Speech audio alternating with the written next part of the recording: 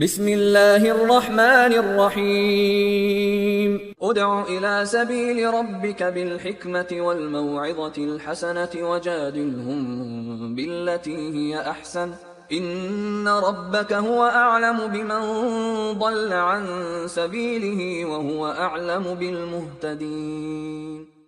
علیکم ورحمۃ اللہ وبرکاتہ۔ بسم اللہ الرحمن الرحیم الحمد للہ رب العالمین والصلاة والسلام علی رسولہ الکریم محمد وعلی آلہ واصحابہ اجمعین، اما بعد۔ اعوذ باللہ من الشیطان الرجیم، بسم اللہ الرحمن الرحیم۔ یا ایہا الذین آمنوا اتقوا اللہ وذروا ما بقی من الربا۔ محترم سامعین کرام، بزرگان دین، نوجوانان ملت اسلامیہ، میں انتظامیہ سے معذرت خواہ ہوں کہ وعدے کے باوجود مسلسل صحت کی خرابی اور مسلسل اسفار کی وجہ سے یہ پروگرام میرے ذہن سے نکل گیا تھا۔ صلاۃ مغرب کے پہلے میرے ذہن میں یہ آیا کہ گھر میں ہوں تو فیس بک لائیو کا ایک پروگرام کر لیتا ہوں تاکہ لوگوں کے کچھ سوالات کے جوابات دے دیے جائیں۔ جیسے ہی سوشل میڈیا پر اس کا اعلان ڈالا، انتظامیہ کے لوگوں کا فون آیا کہ آپ کا پروگرام یہاں پر ہے۔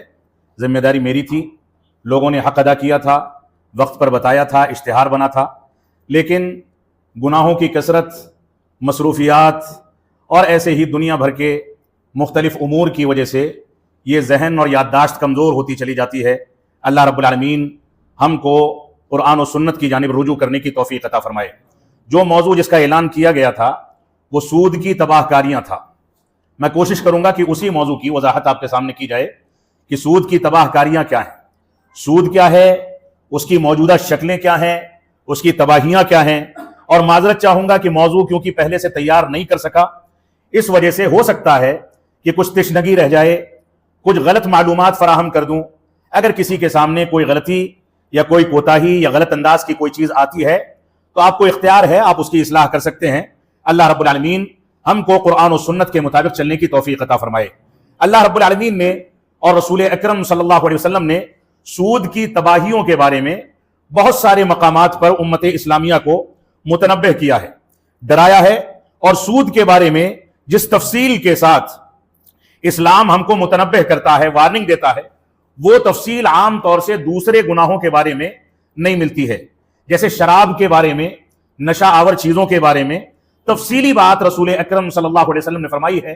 کہ شراب پینے والے پر، پلانے والے پر، شراب کو بنانے والے پر، اٹھا کر کے مارکیٹ میں سپلائی کرنے والے، اس کے لیے مختلف انداز کی چیزیں فراہم کرنے والے، ان سب پر رب کائنات کی لعنت ہے۔ اتنی تفصیلی لعنت عام طور سے دوسرے گناہوں کے بارے میں اللہ رب العالمین نے یا رسول اکرم صلی اللہ علیہ وسلم نے نہیں فرمائی، لیکن سود کے بارے میں بہت تفصیل کے ساتھ اللہ رب العالمین نے اور رسول اکرم صلی اللہ علیہ وسلم نے لعنت بھیجی ہے۔ جیسا کہ ابھی ناظم اجلاس نے ابتدا میں کہا کہ سود کا ادنا سے ادنا درجہ،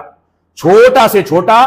گناہ یا سود کی معمولی سی قباحت یہ ہے کہ انسان گویا اپنی ماں کے ساتھ زنا کرے۔ اس سے آپ سود کی قباحت اور سود کی برائی کا اندازہ کر سکتے ہیں۔ تو سود کے بارے میں رسول اکرم صلی اللہ علیہ وسلم نے ارشاد فرمایا، صحیح بخاری اور صحیح مسلم کی روایت ہے، فرماتے ہیں اجتنبوا السبع الموبقات، 7 ہلاک کرنے والی چیزوں سے بچو۔ ایسے 7 گناہ جو انسان کو تباہ کر کے بالکل نیست و نابود کر دیتے ہیں، ایسے 7 گناہ جو تباہی کا باعث ہیں، ان سے بچو۔ گناہ تو چاہے چھوٹا ہو یا بڑا ہو، انسان کی زندگی میں فساد پیدا کرتا ہے، کہیں نہ کہیں انسان اس کی وجہ سے خسارہ اٹھاتا ہے، اور خسارہ اٹھائے نہ اٹھائے، اس سے کم خسارہ کیا ہوگا کہ وہ اللہ رب العالمین کو ناراض کر دیتا ہے، اس کی رضامندی سے دور ہو جاتا ہے۔ تو سود کے قباحت کے بارے میں رسول اکرم صلی اللہ علیہ وسلم نے صحیح بخاری اور صحیح مسلم کی اس روایت میں جو تفاصیل ذکر کی ہیں، ان میں سے ایک چیز سود بھی ہے۔ اللہ کے نبی صلی اللہ علیہ وسلم فرماتے ہیں اجتنبوا السبع الموبقات، 7 ہلاک کرنے والی چیزوں سے تم لوگ بچو، پرہیز کرو، دوری اختیار کرو۔ قالوا وما ہن یا رسول اللہ، صحابہ اکرام نے پوچھا کہ اللہ کے نبی صلی اللہ علیہ وسلم وہ 7 چیزیں کیا ہیں، آپ بتا دیں تاکہ ہم ان سے بچ سکیں، ان سے دوری اختیار کر سکیں، پرہیز کر سکیں، ان کا بائیکاٹ کر سکیں، ان سے اجتناب کر سکیں۔ تو اللہ کے نبی صلی اللہ علیہ وسلم نے فرمایا الشرک باللہ، سب سے زیادہ برائی والا گناہ، سب سے زیادہ تباہی والا گناہ جو انسان کو اسلام سے بھی خارج کر سکتا ہے، وہ گناہ سب سے پہلا گناہ جس کا تذکرہ تباہی کے ضمن میں کیا گیا وہ فرمایا الشرک باللہ، اللہ رب العالمین کے ساتھ کسی کو شریک ٹھہرانا،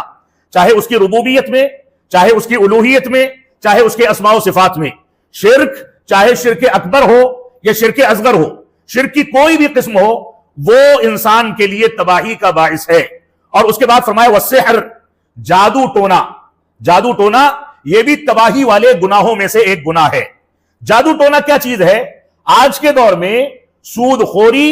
اور ایسے ہی حرام خوری یہ بھی جادو ٹونے تک پہنچنے کا ایک ذریعہ بن چکا ہے۔ جادو ٹونا موجودہ دور میں نئی نئی مروجہ شکلوں میں مسلمانوں کے درمیان رواج پا رہا ہے، چاہے وہ رقیہ شرعیہ کے نام پر لوگوں کو بیوقوف بنا کر کے غلط انداز سے پیسہ کمانے کا کام ہو، یا راقی اجنبی خواتین کو ہاتھ لگا کر کے ان کے اوپر دم کرنے کے بہانے سے حرام کاموں کو انجام دے، یہ بھی جادو ٹونے کی ایک شکل ہے۔ تعویذ گنڈا ہے اور تعویذ گنڈے پر کھینچی گئی لکیریں ہیں، اور اس کے علاوہ بے شمار شکلیں ہیں جو آج مزاروں کے راستے سے، قبر پرستوں کے راستے سے اور شرک باللہ کے راستے سے مسلمانوں میں داخل ہو کر کے سحر کی شکل اختیار کر کے جادو ٹونے کی مختلف شکلوں میں مسلمانوں کے درمیان موجود ہیں، اور مسلمانوں کے پورے خاندان اس کی وجہ سے تباہی کے دہانے پر پہنچ گئے۔ بیٹا باپ پر جادو کرتا ہے، باپ حسد میں پڑ کر کے بیٹے اور اپنی بیوی اور اپنے بچوں کی ماں پر جادو کر دیتا ہے، خاندان ٹوٹ جاتے ہیں، تباہ ہو جاتے ہیں۔ تو اس سے بڑی تباہی کچھ نہیں ہو سکتی۔ تو سب سے بڑی تباہی شرک باللہ، اور اس کے بعد فرمایا السحر، اور پھر فرمایا وقتل النفس التي حرم اللہ الا بالحق، کسی نفس کو قتل کرنا جس کے قتل کو رب کائنات نے حرام کیا ہے مگر کسی حق کی وجہ سے،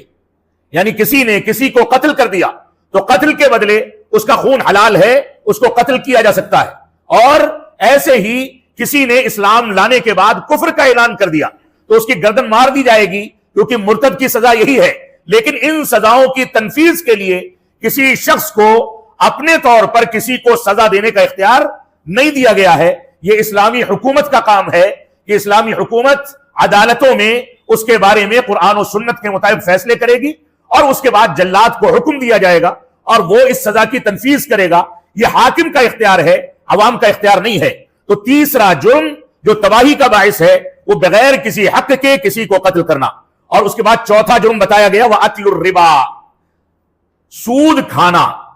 سود کھانا یہ بھی تباہی کا باعث ہے، جیسا کہ چوتھے نمبر پر اس روایت کے اندر ذکر کیا گیا۔ اور آگے فرمایا وَأَكْلُ مَالِ الْيَتِيمِ وَالتَّوَلِّي يَوْمَ الزَّحْفِ، کہ مال جو یتیم کا ہے، یتیم جو بے سہارا ہوتا ہے، جس کے پاس قوت و طاقت نہیں ہوتی، جو دوسروں کے سہارے کے تحت چلتا ہے، جو دوسروں کی مدد کے تحت زندگی گزارتا ہے، اس یتیم کو جو مظلومیت کی زندگی گزار رہا ہے، اس کے مال کو کوئی غصب کر لے، یہ بھی تباہی کا باعث ہے۔ اور اس کے بعد فرمایا وَالتَّوَلِّي يَوْمَ الزَّحْفِ، میدان جنگ میں جب انسان اسلامی جہاد کے لیے نکلا،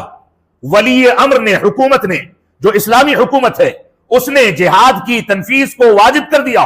وہاں پر جانے کے بعد انسان بزدلی دکھا کر کے، پیٹھ دکھا کر کے بھاگ جائے۔ یا ہندوستان کے تناظر میں اگر اس کی شرح کی جائے تو یہاں اسلامی حکومت موجود نہیں ہے، جہاد کا امکان موجود نہیں ہے، لہذا یہاں پر اگر دعوت و تبلیغ کا جہاد کیا جا رہا ہے، منکر کو منکر کہا جاتا ہے، آپ منکر کرنے والے کے ڈر سے منکر کو منکر کہنا چھوڑ دیں اور بزدلی دکھا کر کے بھاگ کھڑے ہوں، تو یہ بھی اسی کے اندر شامل ہونے والی چیز ہے۔ اور اس کے بعد فرمایا وَقَذْفُ الْمُحْصَنَاتِ الْغَافِلَاتِ الْمُؤْمِنَاتِ، ایسی خواتین پر بدکاری کا، زناکاری کا اتہام لگانا جو غافل ہیں، پاک دامن ہیں، مومنہ ہیں،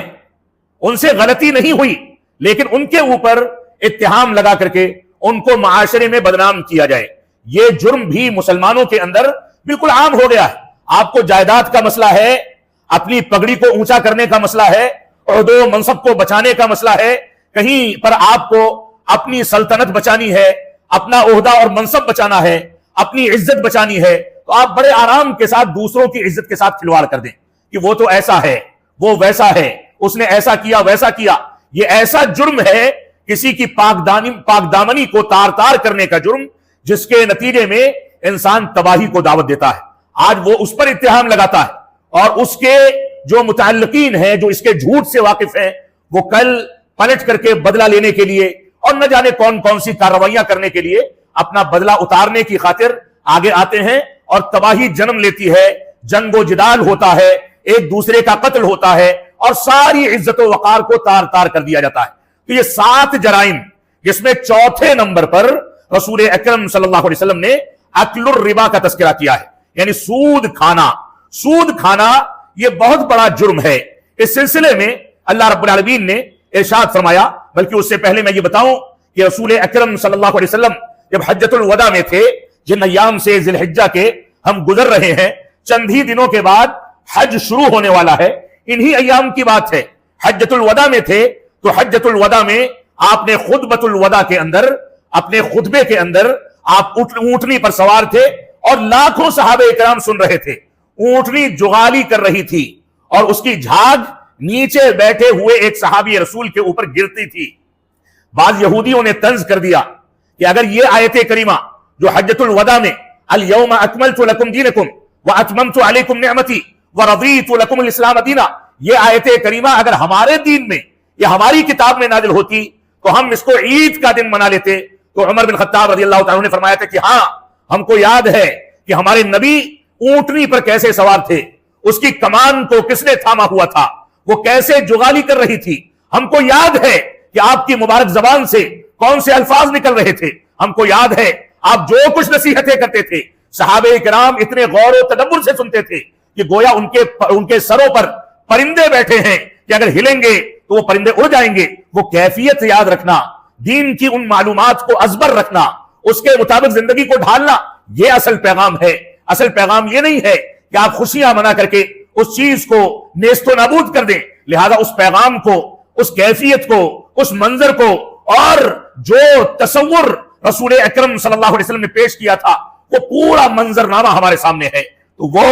عمر بن خطاب رضی اللہ تعالیٰ نے فرمایا کہ ہاں، ہم کو سب کچھ یاد ہے۔ اسی موقع سے رسول اکرم صلی اللہ علیہ وسلم نے فرمایا تھا الا کل شیء من امر الجاہلیۃ تحت قدمی، فرمایا تھا اے لوگو، میں جاہلی دور کے ساری کی ساری چیزوں کو اپنے قدموں کے نیچے رکھ کر کے کچلتا ہوں، ان چیزوں کا انکار کرتا ہوں، جاہلی دور کے رسم و رواج کو نیست و نابود کرتا ہوں، ملیا میٹ کرتا ہوں۔ لہذا اللہ کے نبی صلی اللہ علیہ وسلم کے ان الفاظ کو یاد رکھا جائے۔ اور اسی موقع سے آپ نے فرمایا تھا الا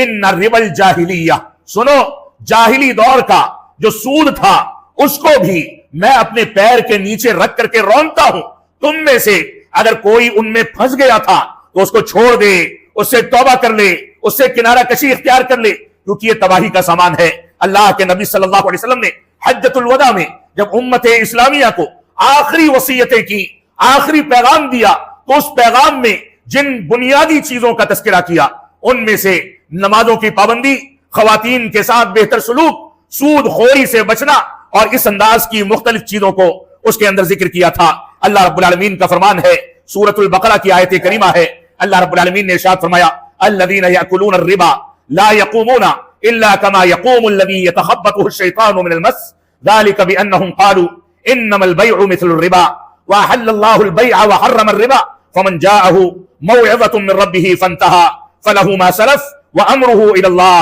ومن عاد فاولئك اصحاب النار هم فيها خالدون يمحق الله الربا ويربي الصدقات والله لا يحب كل كفار اثيم۔ سورۃ البقرہ میں 275 اور 276 نمبر آیات میں رب کائنات نے ارشاد فرمایا جو لوگ سود کھاتے ہیں لا یقومون الا کما یقوم الذی یتخبطہ الشیطان من المس، قیامت کے دن وہ ویسے ہی کھڑے ہوں گے جیسے ان کو شیطان نے کچوکا مار دیا،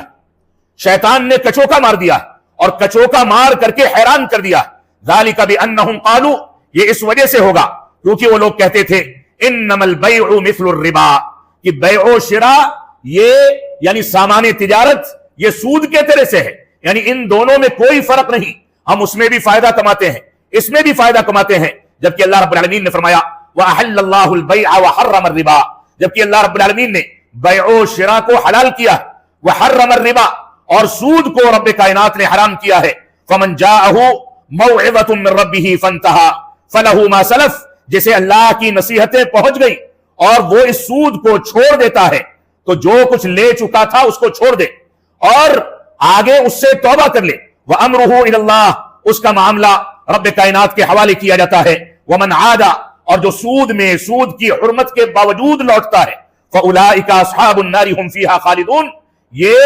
جہنمی لوگ ہیں جو ہمیشہ ہمیش اس میں رہیں گے. آگے فرمایا يَمْحَقُ اللَّهُ الرِّبَا وَيُرْبِي الصَّدَقَاتِ، اللہ رب العالمین سود کو مٹاتا ہے اور صدقات کو بڑھاتا ہے. وَاللَّهُ لَا يُحِبُّ كُلَّ كَفَّارٍ أَثِيمٍ، اللہ رب العالمین کفر کرنے والے گنہگار سے کبھی محبت نہیں رکھتا. لہذا ہماری ذمہ داری ہے کہ اس آیت کریمہ کے تناظر میں ہم شیطان کی پیروی کرتے ہوئے سود کی جانب نہ بڑھیں، بلکہ سود اور اس کی مروجہ جو بھی شکلیں موجودہ دور میں پائی جاتی ہیں ان چیزوں سے اپنے آپ کو بچائیں. موجودہ دور میں بینک کا لون ہے، چاہے آپ گھر بنانے کے لیے لون لیں، تعلیم کے لیے، پڑھائی کے لیے لون لیں، اور ایسے ہی ہیوی ڈپوزٹ پر جو مکانات لیے جاتے ہیں، اور ایسے ہی بینکوں کے اندر آپ کے پیسے پر جو سود کا اضافہ ہوتا ہے، یا جو بھی مروجہ شکلیں ہیں مارکیٹ کے اندر بے شمار شکلیں اس کی آ گئی ہیں کہ آپ پیسہ لگائیں آپ کو اتنا بڑھ کر کے ملے گا، نفع کے آپ مالک ہوں گے، نقصان میں آپ شامل نہیں ہوں گے. یہ صورتحال سود کی ہے. موجودہ دور میں تجارت کی بے شمار ایسی قسمیں موجود ہیں کہ آپ شیئر بازار میں انویسٹمنٹ کر دیں، پیسہ لگا دیں، آپ کو فائدہ ملے گا. اگر کمپنی ڈوب بھی گئی تو آپ کو آپ کا اصل مال کم از کم واپس کر دیا جائے گا. اس بات کی ضمانت اس ایگریمنٹ کے اندر موجود ہوتی ہے. اسلام اس کی اجازت نہیں دیتا. امانت داری کی بنیاد پر ایک آدمی سلیپنگ پارٹنر بن سکتا ہے، وہ گھر بیٹھے اپنا مال کسی کمپنی میں لگا سکتا ہے. شرط یہ ہے کہ جس پروڈکٹ پر، جس مال پر پیسہ لگایا جا رہا ہے وہ مال حلال ہونا چاہیے. دوسری شرط یہ ہے کہ وہ مال اور اس پر تجارت کرنے کا طریقہ اسلام مخالف نہیں ہونا چاہیے، سودی نہیں ہونا چاہیے. تب آپ ایسی صورت میں شیئر مارکیٹ میں جا کر کے پیسہ لگائیں. لیکن عموماً شیئر مارکیٹ کی صورتحال ایسی نہیں ہے. بتایا جاتا ہے آپ کو کچھ اور طریقہ اختیار کیا جاتا ہے کچھ اور. تو یہ جو شکلیں ہیں یہ شکلیں بھی سود میں داخل ہونے کی شکلیں ہیں. ان سے بھی ہم کو بچنا ہے. آپ نے کسی کے ساتھ پیسہ لگایا، موٹے موٹے الفاظ میں یہ سمجھ لیں کہ آپ نے کسی تاجر کو 50,000 روپے دیے اور یہ کہا کہ اپنی دکان کے پروڈکٹ پر، جو حلال پروڈکٹ ہے اس پر یہ 50,000 روپے لگا دو، جو فائدہ ہوگا ماہانہ سالانہ وہ میرے اکاؤنٹ میں ٹرانسفر کر دینا. بات طے ہو گئی، نفع میں آپ شامل ہیں. فرض کیجئے کاروبار جو آدمی کر رہا ہے، تاجر ہے، اس کا کاروبار ڈوب گیا. ڈوبنے کے باوجود آپ اس سے پیسے کا مطالبہ کرتے ہیں، یہ آپ کے لیے جائز نہیں ہے. دونوں کا نفع اور نقصان دونوں میں شریک ہونا یہ واجب ہے. اس وجہ سے امانت دار تاجر، ایماندار تاجر جو امانت داری کے ساتھ کاروبار کرتا ہے اس کو تلاش کریں، اس کے ساتھ کاروبار کریں تاکہ وہ امانت داری کے ساتھ نفع آپ کو دیتا رہے، اور نقصان ہو تو آپ اس کے ساتھ کھڑے رہیں. پھر سے کاروبار اٹھے گا تو پھر سے دونوں فائدہ کمائیں گے. یہی وجہ ہے کہ امانت دار تاجر کی رسول اکرم صلی اللہ علیہ وسلم نے تعریف کر رکھی. فرمایا کہ قیامت کے دن میں اور امانت دار تاجر اس طریقے سے ہوں گے جیسے یہ دو انگلیاں آپس میں قریب قریب ہیں، ان کے درمیان کوئی چیز نہیں، ویسے میرے اور امانت دار تاجر کے درمیان کوئی چیز نہیں ہوگی. تو یہ کاروبار اسی امانت کی بنیاد پر، آپسی معاہدے کی بنیاد پر، اسلامی حدود اور اسلامی شرائط کی بنیاد پر، سود سے پاک ہونے کی بنیاد پر، حلال پروڈکٹ کی بنیاد پر یہ کاروبار آگے چلتا ہے. تو سود سے بچنا اور سود کی مروجہ شکلوں سے بچنا یہ ہماری ذمہ داری ہے. عبداللہ بن مسعود رضی اللہ تعالیٰ فرماتے ہیں کہ اللہ کے نبی صلی اللہ علیہ وسلم نے فرمایا کہ لعن رسول اللہ صلی اللہ علیہ وسلم آکل الربا وموکلہ وکاتبہ وشاہدیہ وقال ہم سواء. صحیح مسلم کی روایت ہے کہ اللہ کے نبی صلی اللہ علیہ وسلم نے لعنت بھیجی سود کھانے والے پر، سود کھلانے والے پر، سود کو لکھنے والے پر، سود کی گواہی دینے والے پر، اور فرمایا ہم سواء، گناہ میں، جرم میں یہ سب کے سب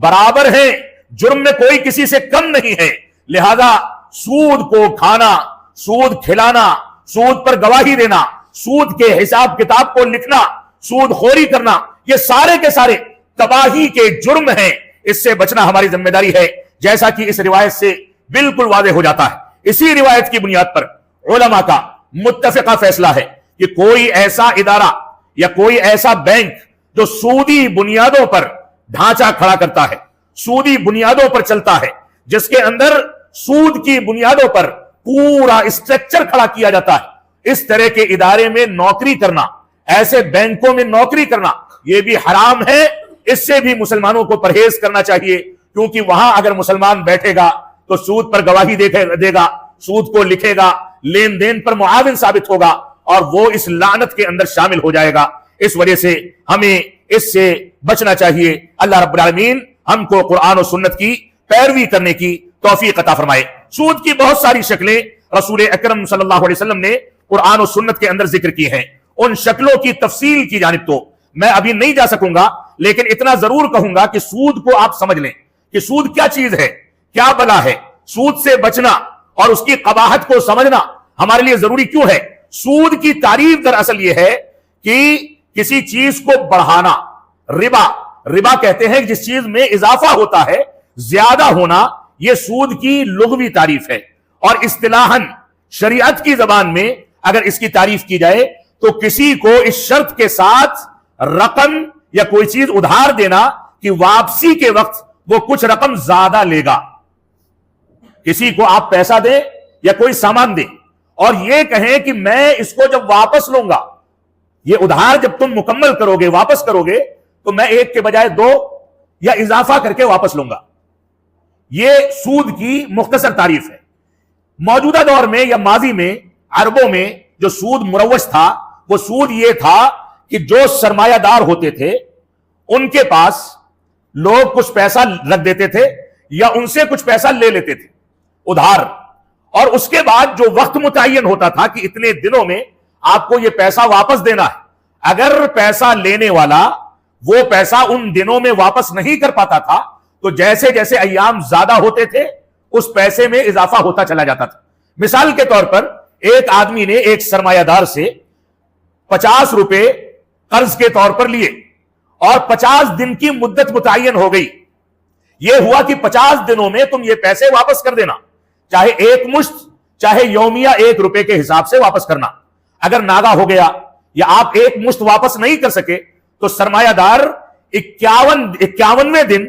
جیسے ہی مدت گزرتی تھی اس پر یومیہ 1 روپیہ 2 روپیہ جو بھی ہوتا تھا مروجہ طریقہ، اس طریقے سے اضافہ کرتے تھے۔ نتیجہ کیا ہوتا تھا؟ سرمایہ دار سرمایہ کو بڑھاتا چلا جاتا تھا اور غریب کا سرمایہ مٹتا چلا جاتا تھا، وہ مزید مشکلات میں پھنستا چلا جاتا تھا۔ وہ ایک تو غریب ہے، قرضہ لے کر کے کام پورا کرتا ہے، دوسری جانب وقت پر واپس نہیں کر سکا تو جس آدمی سے لیا تھا وہ پیسے والا ہونے کے باوجود اس سے زیادہ مطالبہ کر رہا۔ اسلام نے کہا کہ یہ نہیں چلنے والا، یہ تو ظلم ہے، یہ سراسر جرم ہے۔ اس وجہ سے اس طرح کی چیزوں کو اسلام نے حرام قرار دیا اور اللہ کے نبی صلی اللہ علیہ وسلم نے ان چیزوں سے سختی کے ساتھ روکا۔ اسی طریقے سے وہ تمام اجناس یعنی چیزیں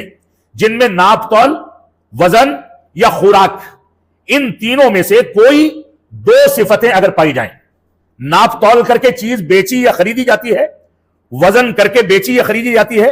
یا خوراک کے طور پر اس کو استعمال کیا جاتا ہے، ان میں سے کوئی 2 صفتیں اگر اس کے اندر پائی جاتی ہیں تو اس کا آپس میں لین دین کرنا، یعنی ایک چیز کو دوسری چیز سے بدل لینا یا خرید و فروخت کرنا، کسی ایک کو زیادہ کر کے کسی ایک کو کم کر کے بیچنا یا خریدنا جائز نہیں۔ گیہوں کو گیہوں کے بدلے، چاول کو چاول کے بدلے، آٹے کو آٹے کے بدلے، سونے اور چاندی کو اس کے بدلے، ان چیزوں سے اسلام نے لین دین کرنے سے منع کیا ہے۔ سونے چاندی کا انسان جب تک خرید کر کے مالک نہ ہو جائے اور اس کے بعد اس کی نوعیت کے لحاظ سے زیادہ قیمت یا کم قیمت ملتی ہے اس کے بعد خرید و فروخت کرے تب یہ جائز طریقہ ہے۔ لیکن سونے کو سونے سے لین دین کرنے، اس انداز کی چیزیں، یا موجودہ دور میں جو آن لائن تجارت ہے،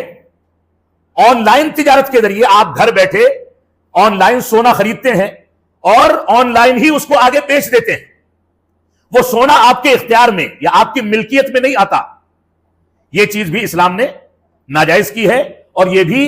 دھوکہ دھڑی اور سود کی ایک قسم ہے۔ لہذا اس طرح کی تمام نوعیتوں سے تمام تفاصیل اس کی ہیں جن تفاصیل میں میں اس وقت نہیں جا سکتا، ان چیزوں سے بچنا ہماری ذمہ داری ہے۔ اللہ رب العالمین نے فرمایا انما اموالکم واولادکم فتنہ، اے لوگوں سنو، تمہارا مال و دولت اور تمہاری آل اولاد یہ تمہارے لیے فتنہ ہے۔ سب سے بنیادی چیز کیا ہے؟ بنیادی چیز یہ ہے کہ انسان کے دل میں جب مال و دولت کی محبت گھر کر جاتی ہے، ہر چیز میں وہ بنیا بن جاتا ہے. اگر وہ چلتا بھی ہے تو یہ سوچ کر کے چلتا ہے کہ میرا فائدہ ہوگا. اور آج کے دور میں اگر کہا جائے کہ بعض حضرات ایسے بھی ہیں کہ اگر بولتے بھی ہیں، تقریر بھی کرتے ہیں، تو یہ سوچ کر کے کرتے ہیں کہ میرا فائدہ ہوگا، تبھی کریں گے، ورنہ اسٹیج پر نہیں آئیں گے. موجودہ دور جو استغلال کا دور ہے، لوگوں کی جیبوں پر نظر رکھنے کا دور ہے، اپنا فائدہ دیکھنے اور دنیا بھاڑ میں جائے اس نظریے کا دور ہے. اس دور میں مال و دولت کے فتنے نے امت اسلامیہ کو تباہی کے دہانے پر پہنچا دیا. اس لالچ کی وجہ سے دعوت و تبلیغ کے میدان سے اخلاص، تقوی اور خشیت رب کائنات کی دور ہو گئے. صرف ریاکاری کے لیے، ٹی آر پی کے لیے، لوگوں کو سمیٹنے کے لیے، بھیڑ جمع کرنے کے لیے ان چیزوں کو بھی انجام دیا جاتا ہے. تو رب کائنات نے سورہ تغابن کی اس آیت کریمہ میں واضح کر دیا کہ لوگوں سنو، تمہارا مال و دولت اور ایسے ہی تمہاری اولاد، یہ تمہارے لیے اگر غلط طریقے سے ان چیزوں کا استغلال کرتے ہو تو یہ چیزیں تمہارے لیے فتنہ ہیں، لہذا ان فتنوں سے بچو. اور یہ سود خوری جو ہے یہ اسی مال کا ایک ایسا فتنہ ہے. جب انسان مال و دولت میں دیوانہ ہو جاتا ہے تو ہر جانب سے فائدہ کمانے کے لیے حلال و حرام کی تمیز کو کنارے کر دیتا ہے، اور یہیں سے شیطان رجیم کو آگے بڑھنے اور اس کے اوپر حملہ کرنے کا موقع ملتا ہے. پھر وہ حرام خوری سے سود خوری تک اس کو لے کر کے جاتا ہے. ترمذی کی ایک صحیح روایت ہے، اللہ کے نبی صلی اللہ علیہ وسلم نے ارشاد فرمایا لِكُلِّ أُمَّةٍ فِتْنَةٌ وَفِتْنَةُ أُمَّتِي الْمَالِ. فرمایا ہر امت کا ایک فتنہ رہا ہے، ہر امت کا ایک فتنہ رہا ہے. بنو اسرائیل کا فتنہ، یہودیوں کا فتنہ، نصرانیوں کا فتنہ، کسی کا فتنہ خواتین کو بتایا گیا، کسی کا فتنہ کچھ بتایا گیا، کسی کے ہاں سود خوری تھی، کسی کے ہاں کچھ اور تھا. امت محمدیہ کا فتنہ جو ہے یہ مال کو بتایا گیا. یہ مال کا فتنہ اتنا خطرناک ہے کہ جب یہ مال ہوتا ہے تو انسان خواتین کے فتنے میں بھی پہنچ جاتا ہے. جب یہ مال ہوتا ہے تو سود خور بھی ہو جاتا ہے. جب یہ مال ہوتا ہے تو دوسروں کے سینے پر چڑھ کر کے حرام خوری کرنے کا ہنر بھی وہ سیکھ جاتا ہے. جب یہ مال ہوتا ہے تو کہاں سے آئے کہاں سے رکے اس بات کی پرواہ کیے بغیر انسان سارا استغلال کر کے مال و دولت کے ذریعے دنیا کمانا چاہتا ہے. تو اللہ کے نبی صلی اللہ علیہ وسلم پر ہمارے ماں باپ، ہمارا مال و دولت، ہمارا سارا کا سارا سرمایہ قربان جائے. آپ نے 1400 سال پہلے متنبہ فرما دیا لِكُلِّ أُمَّةٍ فِتْنَةٌ وَفِتْنَةُ أُمَّتِي الْمَالِ کہ ساری امتوں کا ایک فتنہ ہے اور میری امت کا فتنہ یہ مال ہے، لہذا مال کے فتنے سے اپنے آپ کو بچاؤ. اللہ کے نبی صلی اللہ علیہ وسلم فرماتے ہیں، صحیح بخاری کی ایک روایت ہے کہ لَيَأْتِيَنَّ عَلَى النَّاسِ زَمَانٌ لوگوں کے اوپر ایک ایسا زمانہ آنے والا ہے لا يبالی المرء جس میں کوئی شخص، کوئی آدمی اس بات کی پرواہ نہیں کرے گا بما اخذ المال کہ مال کہاں سے لیتا ہے، امن الحلال ام من الحرام کیا وہ مال حلال کا ہے یا حرام کا ہے، اس بات کی پرواہ نہیں کرے گا، صرف مال اس کو چاہیے. یہ صحیح بخاری میں رسول اکرم صلی اللہ علیہ وسلم کی پیشین گوئی ہے. لہذا ہمیں سود کی مختلف شکلوں سے، سود کی مختلف قسموں سے، جو حرام کمائی کے ذریعے سود تک پہنچانے والے جو راستے ہیں ان سے اپنے آپ کو بچانا چاہیے. اللہ رب العالمین ہم کو قرآن و سنت کی پیروی کرنے کی توفیق عطا فرمائے اور اس بات کی توفیق عطا فرمائے کہ ہم قرآن و سنت کے مطابق زندگی گزار سکیں. اب عبداللہ بن حنظلہ رضی اللہ تعالیٰ فرماتے ہیں، کہتے ہیں کہ اللہ کے نبی صلی اللہ علیہ وسلم نے ارشاد فرمایا درہم ربن یأکلہ الرجل وہو یعلم اشد من 36 زنیۃ. فرمایا احمد کی روایت ہے اور دارقطنی کی، علامہ البانی رحمۃ اللہ علیہ نے مشکات المصابیح کی تخریج میں اس کو صحیح قرار دیا. فرمایا عبداللہ بن حنظلہ رضی اللہ تعالیٰ عنہ نے کہتے ہیں کہ اللہ کے نبی صلی اللہ علیہ وسلم فرماتے ہیں ربا کا یعنی سود کا 1 درہم، یا ہم اپنی اصطلاح میں کہیں کہ سود کا 1 روپیہ، یأکلہ الرجل جس کو انسان کھاتا ہے، وہو یعلم اور وہ جانتا ہے کہ یہ سود کا ہے، اشد من 36 زنیۃ. فرمایا یہ 63 بار 36 بار 36 بار زنا کرنے سے زیادہ خطرناک ہے. آپ سوچیں زنا کی قباحت کے بارے میں، اور اس کے بعد آپ سوچیں کہ کس انداز سے رسول اکرم صلی اللہ علیہ وسلم نے فرمایا کہ 36 بار زنا کرنے سے کہیں زیادہ قبیح ہے کہ انسان 1 روپیہ سود کا کھا لے. اس سے سود کی قباحت کا اندازہ آپ کر سکتے ہیں۔ ابن عمر رضی اللہ تعالیٰ عنہ فرماتے ہیں کہ میں نے اللہ کے نبی صلی اللہ علیہ وسلم سے فرماتے ہوئے سنا، اذا تبایعتم بالعینة واخذتم اذناب البقر ورضیتم بالزرع وترکتم الجہاد سلط اللہ علیکم ذلا لا ينزعه حتى ترجعوا الى دینکم۔ اللہ کے نبی صلی اللہ علیہ وسلم نے فرمایا، ابو داؤد کی صحیح روایت ہے، فرماتے ہیں کہ اگر جب تم عینہ کی بیع و شراء کرنے لگو گے، عینہ کہتے ہیں سود کی شکلوں میں سے بعض شکلوں کو، تم سود کے طریقے پر بیع و شراء کرنے لگو گے اور گائے کی دمیں پکڑ کر کے اپنی کھیتی باڑی سے خوش رہو گے، یعنی سود کے طریقے پر حرام کھاؤ گے اور کھیتی باڑی میں مگن رہو گے، گائے کو چرانے کے لیے یا کھیتی کرنے کے لیے گائے یا بیل کو لے کر کے چلو گے اور اللہ رب العالمین کے راستے میں کوششیں کرنے اور جہاد کرنے کو چھوڑ دو گے، سلط اللہ علیکم ذلن، اللہ رب العالمین تمہارے اوپر ذلت و خواری کو مسلط کر دے گا، اور یہ ذلت و خواری تم سے نہیں ہٹائی جائے گی، اس کو الگ نہیں کیا جائے گا یہاں تک کہ تم اپنے دین کی جانب رجوع کر لو، یعنی کھانے پینے میں حلال طریقہ اختیار کر لو۔ صحیح مسلم کی غالباً ایک روایت ہے جس میں اللہ کے نبی صلی اللہ علیہ وسلم ارشاد فرماتے ہیں کہ ایک آدمی دور و دراز کا سفر کر کے تھکا ہارا، پراگندہ بال، میلے کچیلے کپڑے آتا ہے اپنے گاؤں اور بستی میں۔ اس دور کے سفر کی بات کی جا رہی ہے جس دور میں لوگ میدانوں کا سفر اپنی سواریوں اور جانوروں کے ذریعے کرتے تھے۔ فرمایا لمبا چوڑا سفر کر کے ایک آدمی آتا ہے، بال بکھرے ہیں، کپڑے میلے ہیں، اور آ کر کے اپنی مسجد میں اللہ رب العالمین کے آگے کھڑا ہو جاتا ہے اور کہتا ہے اللہم اللہم، اے اللہ رب العالمین میرے سفر کے مقصد کو کامیاب کر دے، میری دعاؤں کو قبول کر لے، میرے کاروبار میں برکت عطا فرما دے، میری آل اولاد میں برکت عطا فرما دے، فلاں چیز میں ایسا کر دے ویسا کر دے۔ اللہ کے نبی صلی اللہ علیہ وسلم فرماتے ہیں فَأَنَّا يُسْتَجَابُ ذَلِكَ، اس کی دعا کہاں سے قبول ہوگی؟ مَأْكَلُهُ حرام وَمَشْرَبُهُ حرام وَغُذِّيَ بِالْحرام، اس کا کھانا بھی حرام کا ہے، اس کا پینا بھی حرام کا ہے، اور اس کی زندگی کی پرورش بھی حرام کے ذریعے سے ہوئی۔ تو انسان کتنی بھی دعائیں کر لے، جب حرام کا لقمہ اس کے منہ میں جائے گا تو سب سے پہلے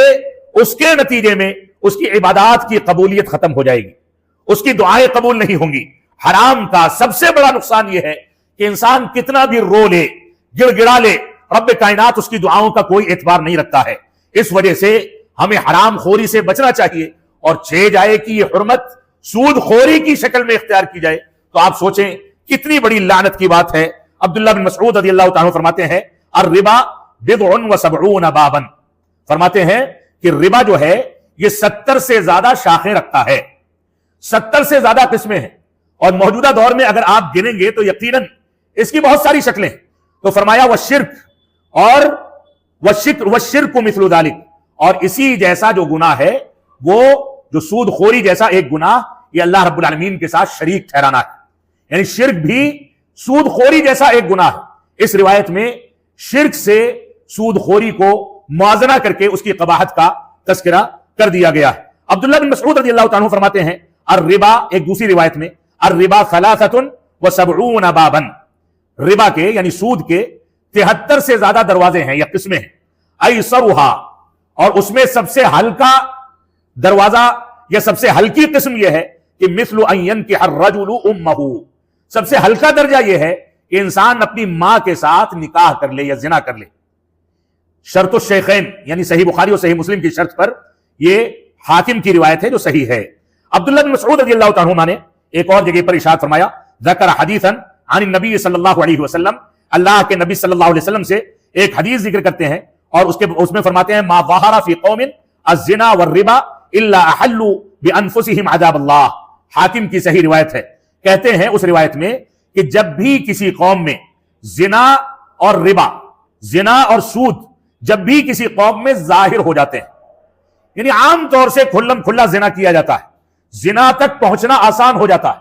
اور ہر آدمی سود کو نئی نئی شکلوں میں اختیار کر کے اس کا استعمال کرتا ہے، تو فرمایا جب بھی کسی قوم میں زنا کاری یا سود خوری یہ ظاہر ہو جائیں گے الا احلوا بانفسهم، تو اس قوم والے اپنے لیے حلال کر لیتے ہیں اللہ رب العالمین کے عذاب کو، ان کے لیے رب کائنات کا عذاب حلال ہو جاتا ہے۔ اب چاہے وہ تیز و تند ہواؤں کے ذریعے عذاب میں مبتلا کیے جائیں، زلزلے کے ذریعے تباہ کیے جائیں، سیلاب کے ذریعے تباہ کیے جائیں، یا کوئی دوسری شکل ہو، قحط سالی ہو، شدت کی گرمی ہو، پیاس کی شدت ہو، بھوکمری ہو یا آپس میں ایک دوسرے کو لڑانے اور بھڑانے کا عذاب ہو، یہ ساری کی ساری شکلیں جن عذاب کے شکلوں سے ہم گزر رہے ہیں، میں سمجھتا ہوں کہ ان دو خرابیوں کو مسلمانوں نے اپنے لیے جائز کر لیا ہے، جس کے نتیجے میں مسلم محلوں میں آپ جائزہ لیتے چلے جائیں کہ عذاب کی کون سی ایسی شکل ہے جو مسلم محلوں کے اندر آج رواج نہ پا رہی ہو، یا اس چیز کو رب کائنات نے ہمارے لیے ہمارا مقدر نہ بنا دیا۔ لہذا ہماری ذمہ داری ہے کہ ہم ان چیزوں سے بچیں۔ آپ دیکھیں، اگر کوئی آدمی سود کھاتا ہے، سود کھلاتا ہے، سود پر گواہی دیتا ہے، سود کو لکھتا ہے، یہ سب کے سب برابر ہیں۔ اس قسم کی چیزوں میں ملوث لوگ سب سے زیادہ کس چیز کا نقصان اٹھاتے ہیں؟ پہلا نقصان تو یہ ہے کہ اللہ رب العالمین کی رحمت سے محروم ہو جاتے ہیں۔ اللہ رب العالمین کی رحمت سے محروم ہو جاتے ہیں۔ صرف محروم نہیں ہوتے بلکہ رب کائنات نے قرآن مجید میں یہ واضح کر دیا کہ جو سود کو نہیں چھوڑتا وہ گویا اللہ اور اس کے رسول سے اعلان جنگ کرتا ہے، اعلان جنگ کرتا ہے۔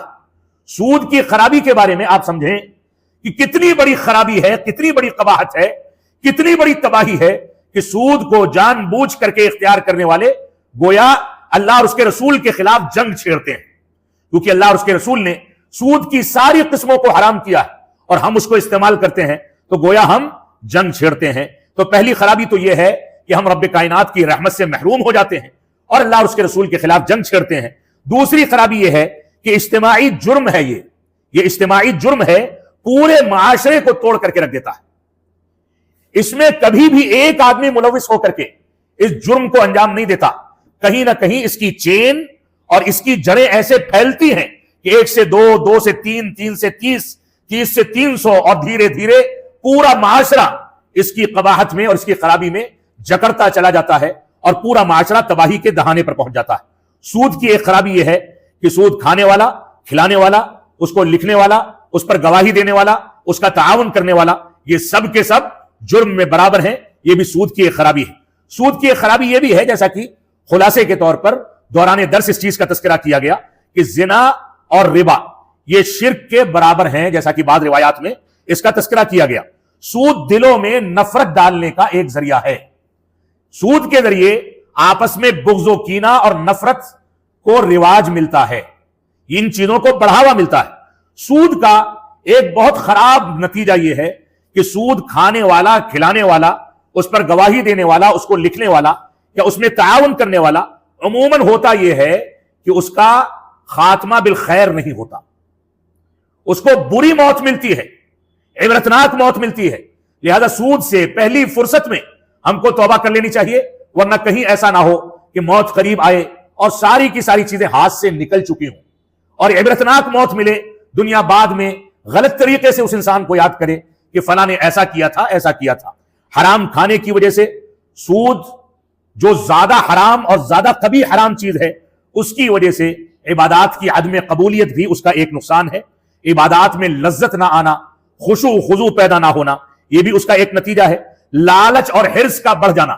انسان جب مال کا لالچی ہوتا ہے اور سود کی حد تک پہنچ جاتا ہے تو پھر وہاں سے واپس آنا بہت مشکل ہوتا ہے،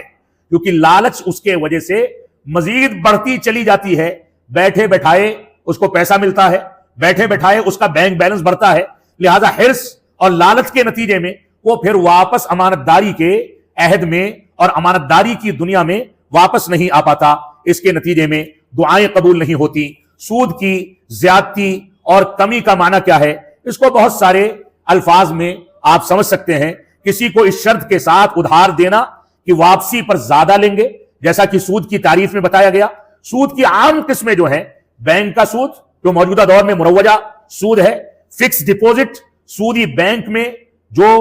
ملوث ہوتا ہے، فکس ڈپوزٹ جس کو کہتے ہیں، یہ بھی سود کی ایک قسم ہے۔ 5 سال یا متعین مدت میں اتنا سود ملے گا یا اتنا بڑھ جائے گا یا اتنا مقرر رہے گا، جو فکس ڈپوزٹ کے اندر 5 سالہ مدت ہوتی ہے، یہ چیز بھی سود کی ایک قسم ہے۔ لائف انشورنس یا موجودہ دور میں انشورنس کی جو بھی قسمیں ہیں، وہ سب کی سب الا یہ کہ انسان مجبور کیا جائے اس کو اختیار کرنے پر، جیسے گاڑیوں کا انشورنس ہے، یا کچھ شکلیں اس طرح کی ہو سکتی ہیں جس میں انسان مجبور ہے، اس کی برائی کو سمجھتا ہے پھر بھی قانوناً اس کو لینا ہے تو وہاں مجبور ہے، ورنہ اصل یہ ہے کہ انشورنس کی बीमा की सारी शक्लें ये सूद की शक्लें हैं। सूद की रकम के इस्तेमाल का एक मसला जो बुनियादी मसला है उसका तस्करा करके मैं खिताब को खत्म करना चाहूंगा कि अगर हम बैंक में मौजूदा माहौल में अगर बैंक में सेविंग अकाउंट खोलते हैं, इस बात को समझ लें कि बाद लोग यह समझते हैं कि करंट अकाउंट अगर हम खोलेंगे तो सूद नहीं मिलेगा, लेकिन हकीकत यह है कि सूद उसमें हमको नहीं मिलता, लेकिन उस पैसे से बैंक सूदी फायदा उठाता है। और सेविंग अकाउंट में बैंक सूदी फायदा उठाता है और कुछ हिस्सा हमको देता है। अब आपने अपने मालो दौलत की हिफाजत के लिए या मौजूदा दौर के जो कारोबार का तरीका है, जो निजाम है हुकूमत का, उस निजाम के तहत अगर आपको चलना है, कोई सामान खरीदना है तो बैंक के जरिए पेमेंट देनी है, चेक के जरिए पेमेंट देनी है, या मौजूदा दौर में ऑनलाइन पेमेंट ट्रांसफर करनी है। ये जो मुख्तलिफ शक्लें हैं, इसमें हम मजबूर हैं कि अकाउंट्स खोले जाएं। जब अकाउंट हम खोलते हैं तो उसमें सूद का आना और सूद का लेन देन ये लाजमी होता है। अब हमारी जिम्मेदारी यह है कि हम असल पैसे का हिसाब करके रखें और उस पर जो इजाफा बैंक देता है उसका हिसाब अलग रखें, और पूरे साल में एक बार उसका हिसाब करके उतना पैसा निकाल करके उन जगहों पर इस्तेमाल कर लिया जाए जहां पर इस्तेमाल करने की गुंजाइश मौजूद है। इस सिलसिले में उलमा की मुख्तलिफ राय हैं। मैं चंद चीजों का तस्करा यहां पर आपके सामने कर दूं। पहली चीज जहां पर सूदी रकम को इस्तेमाल किया जा सकता है वो गैर मुस्लिम का ताउन है। ऐसा गैर मुस्लिम जो फकीर है, गरीब है, नादार है, यौमिया खर्चे से परेशान है, उसको आप ताउन के तौर पर सवाब की नीयत किए बगैर वो सूद की रकम दे सकते हैं। वो किसी भी चीज में इस्तेमाल करेगा, वो उसकी मर्जी है। कोशिश करें कि ऐसी चीज ही में इस्तेमाल करे जो चीजें अमूमन फसाद फैलाने का बाइस नहीं है। ऐसे ही दूसरी चीज, अवामी मफादे आम्मा के लिए सूद की रकम को इस्तेमाल किया जा सकता है, लेकिन इसमें इस बात का ख्याल रखना चाहिए कि अवामी मफादे आम्मा से मुराद वो चीजें हैं जिन चीजों को हर शख्स इस्तेमाल करता है, सिर्फ मुसलमानों के साथ खास नहीं है। अगर मफादे आम्मा की चीजें मुसलमानों के साथ खास हैं तो ऐसी सूरत में उस पर सूद की रकम का इस्तेमाल करना दुरुस्त नहीं है, अगरचे बाज़ उलमा ने इसके जवाज का फतवा दे रखा है। तो ऐसी मफाद की जगहों पर जहां हर मजहब का इंसान उसका इस्तेमाल करता है, जैसे सड़कें हैं, सीवर लाइनें हैं, या सड़कों को मरम्मत कराने का काम है, पब्लिक टॉयलेट है जो सड़कों के किनारे बैतुल खला बनते हैं, उनमें इस तरह की जगहों पर उनका इस्तेमाल किया जा सकता है। ऐसे ही सूद की रकम का एक बहुत मुनासिब इस्तेमाल जिसको मुसलमान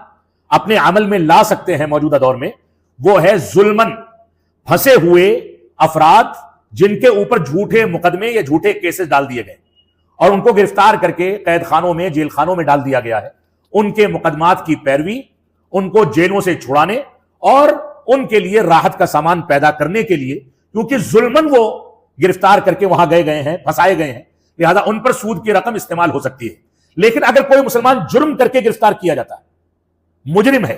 और उसके बाद उसको गिरफ्तार किया गया, तो उसके मुकदमात के लिए सूद की रकम का इस्तेमाल करना दुरुस्त नहीं होगा। तो ये चंद शक्लें हैं जो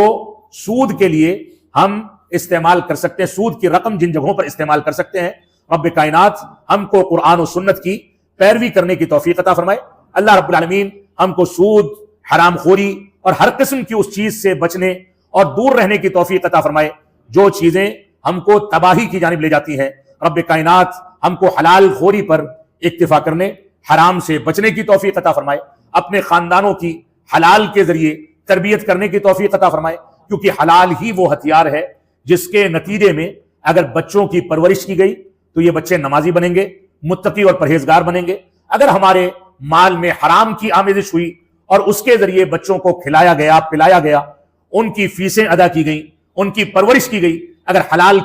हलाल के साथ हराम की आमेजिश भी उसमें है, तो ऐसी सूरत में आल औलाद के बिगड़ने, खानदानों के फसाद का शिकार होने का एक बुनियादी सबब यह भी है। रब्ब कायनात हमको हर किस्म की खराबी से महफूज रखे और कुरान और सुन्नत के मुताबिक जिंदगी गुजारने की तौफीक अता फरमाए। वसल्लल्लाहु अला नबीना मुहम्मद व अला आलिहि व सहबिहि वसल्लम। वस्सलामु अलैकुम व रहमतुल्लाहि व बरकातुहू।